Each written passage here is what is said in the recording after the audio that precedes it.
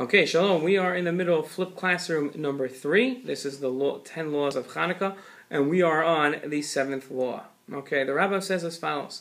We're continuing with the laws of Halal, and then I think it's the next halacha we're going to see laws of Chanukah. Okay, now remember we said that Halal and Chanukah are intertwined because the whole point of Chanukah is to show thanks to Hashem, and that's why we say Halal as well. Kol hayom kosher l'kriyas halal. The whole day is kosher to say Halal. Right, means that you can say Halal the entire day. It doesn't have to be done just in the morning. It should ideally be done after Shemona Esrei, but really the whole day is fine. Okay, somebody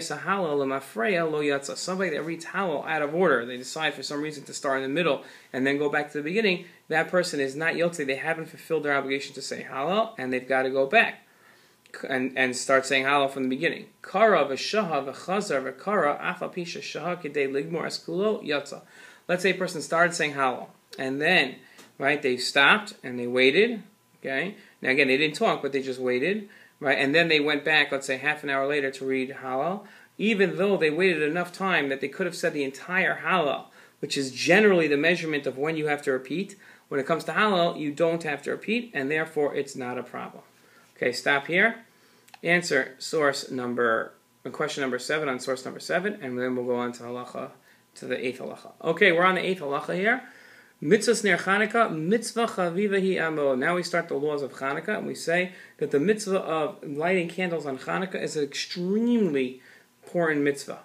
Mitzvah adam le'zahar ba, a person has to be very careful with it. Kedei lo dia hanes, l'hosif b'shevach hakel, v'odia lo al nisim she'asa lanu. Okay, so why is it so important? Because we have an obligation, a person has to be careful to fulfill this obligation, to let people know about the miracle and to add praise to God about the miracles that He did.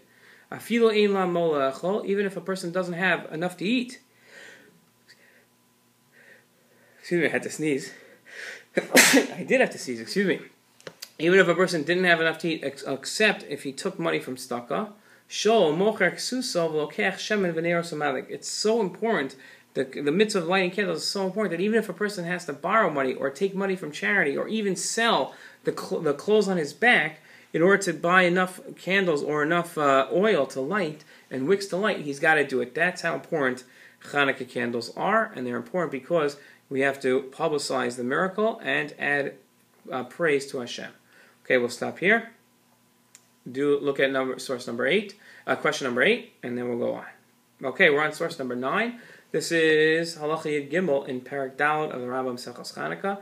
Say as follows: Hari she'ein lo ela pruta achas. Let's say a person only has one coin, the fun of Kiddush Hayom v'adlukas ner Chanukah, and the person has one coin. He goes into the store. Okay, let's say he has $1, and the price of just enough wine to make Kiddush on Shabbos is $1, and the price to light Chanukah candles is $1, but he's only got $1. So makdim liknos shemen lahadlik ner Chanukah al yayin lekiddush hayom. Right. So he should buy Chanukah candles and not wine for kiddush. Why are Chanukah candles more important than kiddush? Hoyol v'shneim v'divrei sofrim mutav lahakdim ner Chanukah sheish bo zichron hanes. Since both kiddush on wine and lighting Chanukah candles are both rabbinic laws, right? Saying Kiddush is a Torah law, but saying Kiddush on wine, which is what he's deciding here, is rabbinic. So, since they're both rabbinic, and one, meaning Chanukah candles, is all about remembering the nes, remembering the miracle is so important that it takes precedence over Kiddush. Okay, we'll stop here, and now look at halacha, at the question number 9, and then we'll go on to the 10th halacha. Okay, we're on the 10th halacha now. And here we have Hayalafan of Ner Beso and Ner Chanukah. Now we just saw in the previous halacha where you had a question of Kiddush versus Chanukah candles, and Chanukah candles is more important. This halacha talks about you have Shabbos candles or you have Chanukah candles. Which comes first? So you might say, well, just like the last time Chanukah candles took priority over Shabbos candles, over Shabbos Kiddush, so to here, Chanukah candles should take precedence over Shabbos candles. Well, guess what? It's not like that. Hailafan of Ner Beso and Ner Chanukah or Ner Beso of Kiddush Hayom. Ner Beso Kodem. Really, no, it's not true. The Shabbos candles are first. Mishum Shalom Beso. Okay? Because the whole purpose of Shabbos candles is by adding light, you're going to add peace in the home because it creates a better atmosphere. So therefore, right? Therefore, it creates a better atmosphere, and that creates shalom in the house. That creates peace, and peace is so great. Gadol hashalom.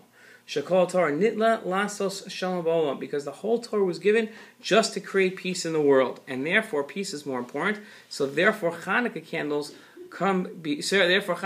take a back seat to Shabbos candles. Shabbos candles take precedence, right? As the pasuk says, Darchei darchei Noam, the ways of the Torah are pleasant, v'chol nesivo seha shalom, and its ways are peaceful, and therefore peace takes precedence, and that's why we have Chanukah candles take a back seat to Shabbos candles.